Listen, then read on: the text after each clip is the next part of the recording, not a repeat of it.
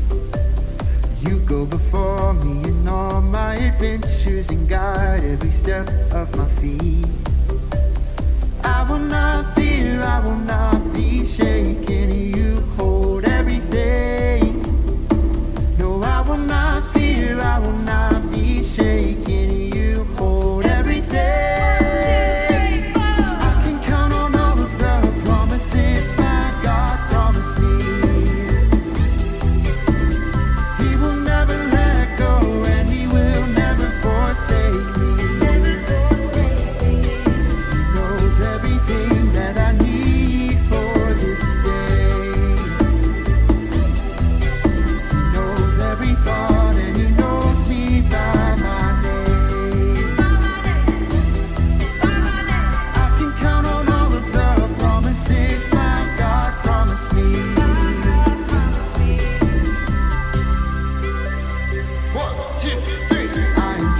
treasured, treasured, treasured by the one who loves me.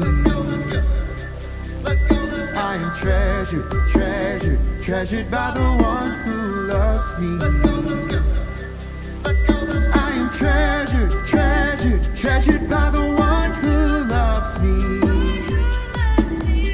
I am treasured, treasured, treasured by the one who loves me. Hey. I can count on all of the promises. Hey, I can count on all of the promises my God promised me.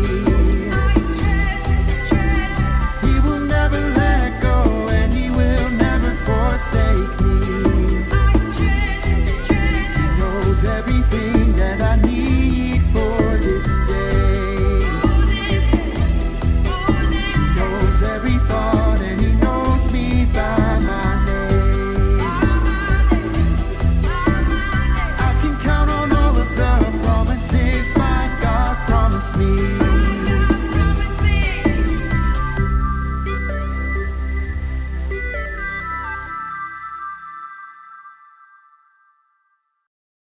Have you ever had a weird or scary dream? Well, in today's story, we'll hear about a man named Daniel who had a scary dream.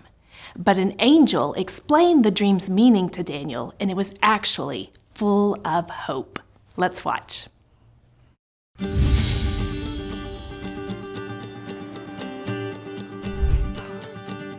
Oh, hello. I'm Patience. Welcome to my castle.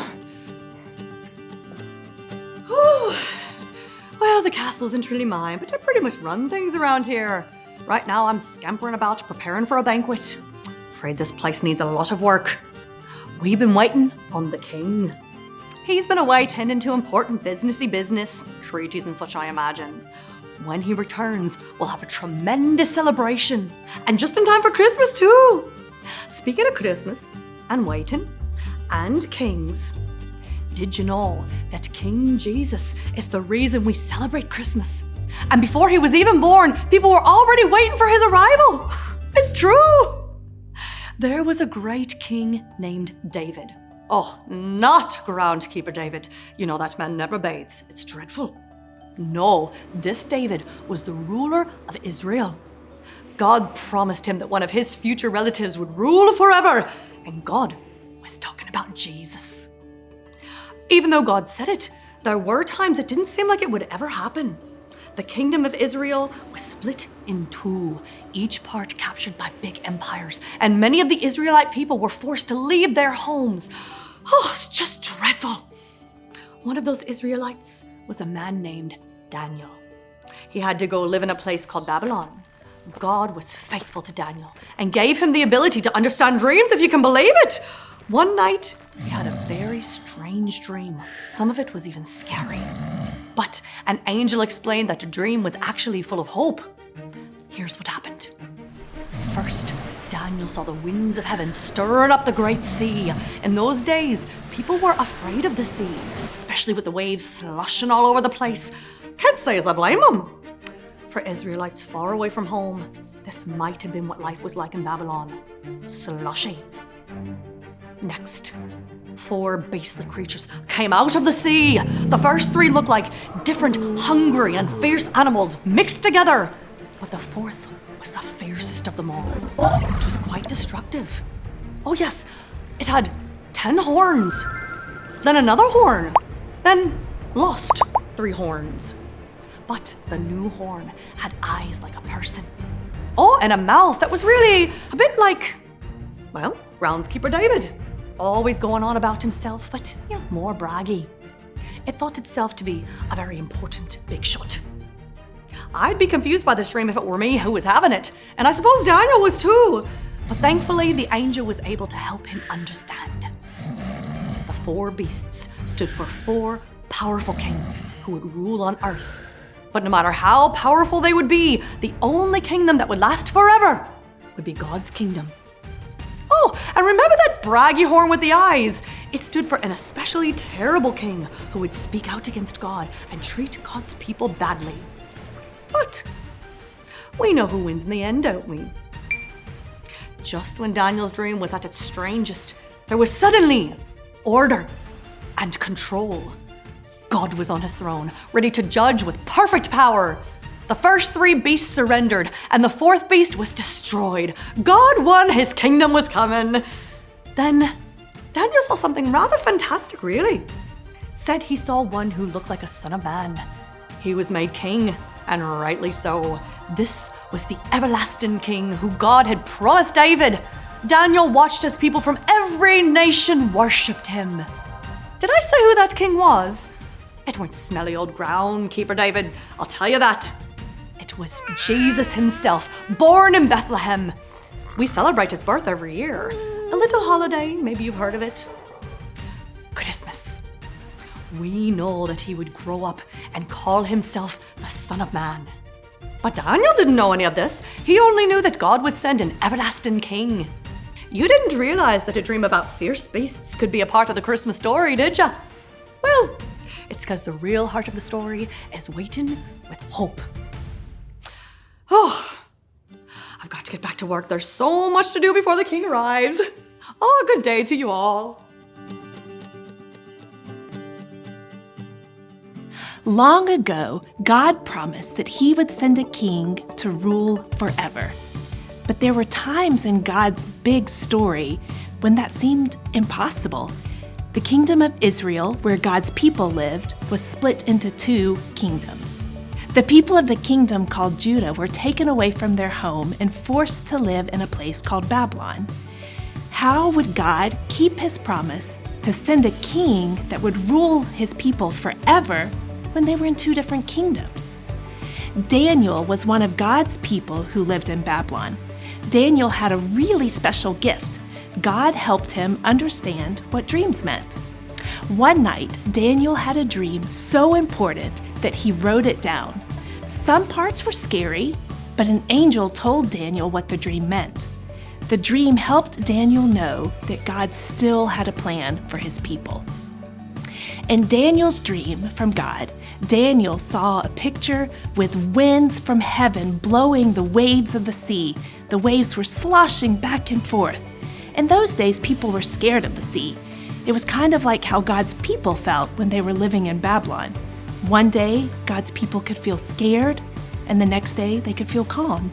In Daniel's dream, 4 powerful beasts came out of the sea. An angel said that the 4 beasts stood for 4 powerful kings who would rule on the earth. They would be powerful, but not as powerful as God. God would always be more powerful. Suddenly, Daniel saw in his dream that everyone got calm and peaceful. He saw God on the throne in charge of everything. The beasts were gone, and God had won. Then Daniel saw the king who will rule forever. Daniel watched as the people of all nations worshiped this king who would be in charge forever, just like God had promised. Who do you think Daniel saw in his vision? That's right, it was Jesus. When Daniel woke up, he did not know who he had seen. He did not know the name of this baby that was going to be born in a town called Bethlehem. He didn't know that Jesus was going to be the forever king over all of God's people. But Daniel knew God was going to rescue and help his people. Although sometimes things are sad or scary, we know that Jesus is the forever king, and one day we will see him make everything right and good.